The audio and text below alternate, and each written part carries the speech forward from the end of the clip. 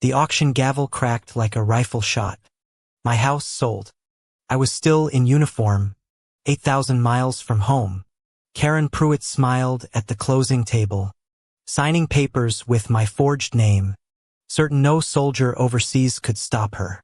My name is Staff Sergeant Mark Delaney, deployed to Kuwait, leaving behind the small brick house I'd spent a decade paying off.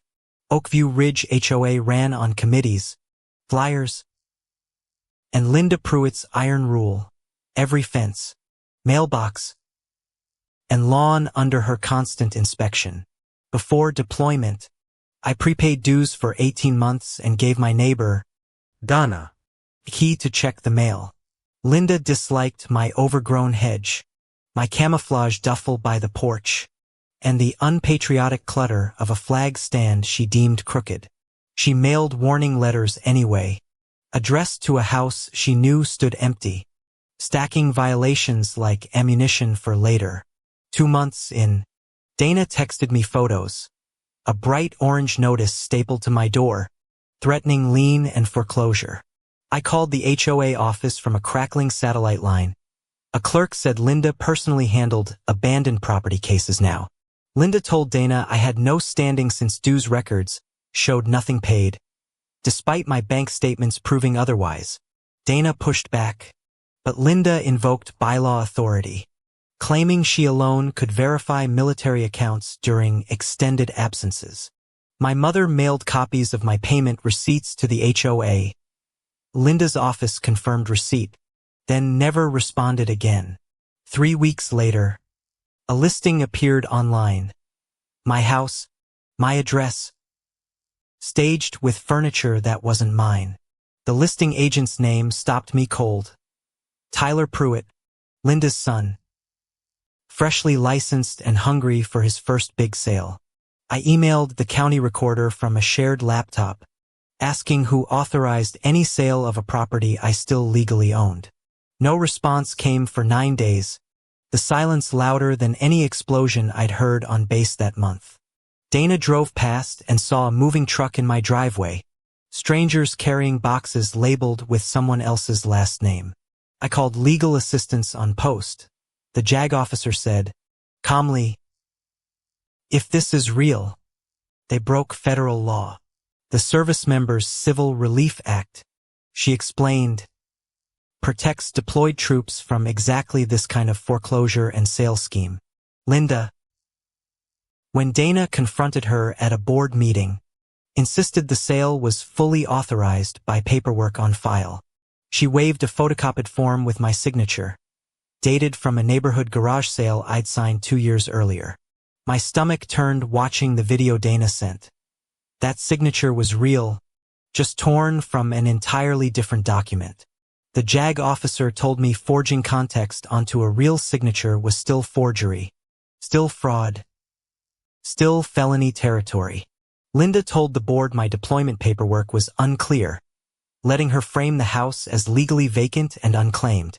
A neighbor, retired postal worker Earl, mentioned Linda had personally rerouted my mail through a community assistance form months ago. That form, Earl said, required my signature, the same garage sale slip, apparently reused for 3 separate purposes. I requested emergency leave. My command approved 72 hours, citing the SCRA violation as urgent, verified misconduct. Boarding the flight, I felt something unfamiliar, not fear of combat, but fury at a woman with a clipboard. Landing at 2 a.m., I drove straight to my street and found strangers asleep inside my own living room. The new owners, the Fentons, seemed genuinely stunned, showing me a deed with Tyler Pruitt listed as seller's agent. They'd paid full price, wired through escrow, trusting HOA paperwork that certified the house as legally foreclosed and clear. I realized then Linda hadn't just stolen a house. She'd made an innocent family unknowing partners in her scheme. Dana handed me a folder she'd secretly built for weeks.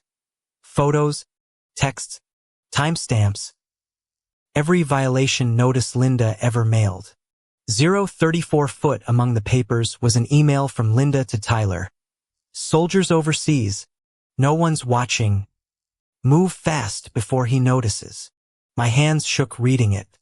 This wasn't a misunderstanding. It was a plan, built specifically around my absence. I brought the folder to the county sheriff's civil division. The deputy's eyebrows rose reading the move fast line. He said fraud against a deployed service member triggered both state charges and a federal SCRA inquiry. Simultaneously, immediately, Linda, informed of the sheriff's visit, told other board members it was a paperwork mix-up she'd gladly clarify. She requested an emergency HOA meeting, hoping to frame herself as the victim of an ungrateful, difficult homeowner. I walked into that meeting in uniform, still smelling faintly of jet fuel, and every conversation stopped instantly. Linda's smile flickered only slightly. "Sergeant Delaney, we've missed you," she said, as if nothing were wrong. I placed the folder on the table. "Then explain why you sold my house while I was deployed." Board Treasurer Marjorie flipped through the pages, her face draining of color at the forwarded escrow instructions. "Linda authorized this transfer herself," Marjorie said slowly, "using her own signature as HOA president, not the homeowners." Linda insisted the dues were unpaid, but Marjorie pulled up the ledger, payments logged, then mysteriously marked returned. "Returned to where?" I asked. Marjorie hesitated. "To Linda's personal account. For processing fees, apparently."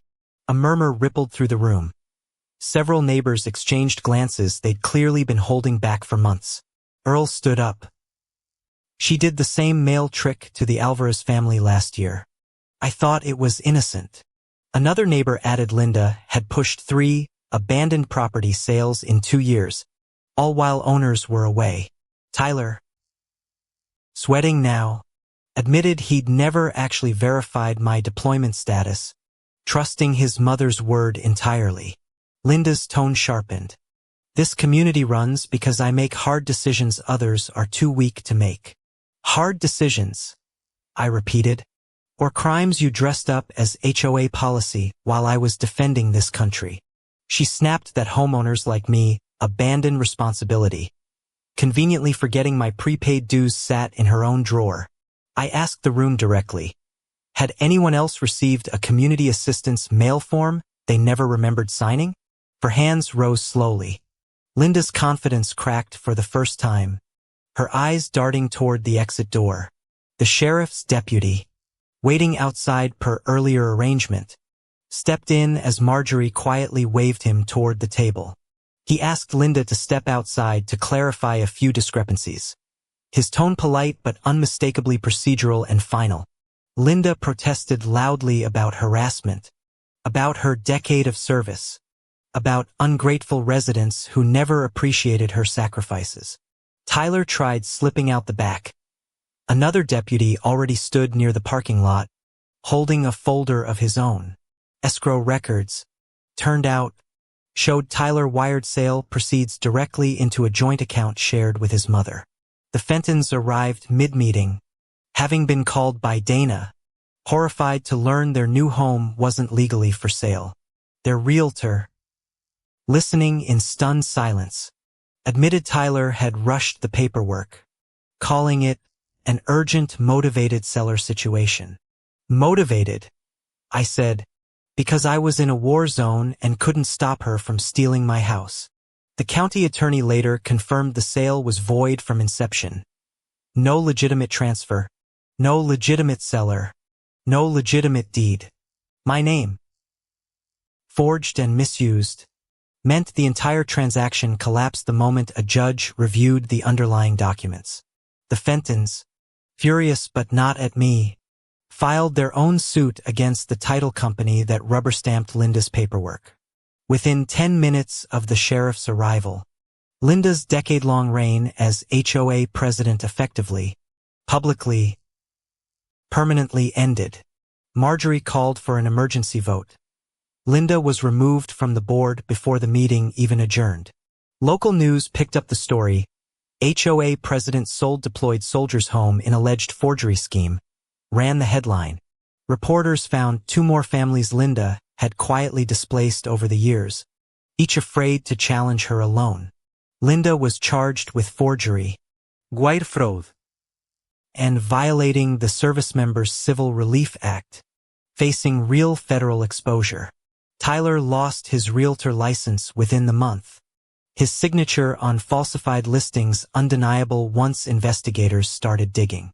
The county reversed the sale, restored my deed, and the Fentons eventually bought a different house with real paperwork.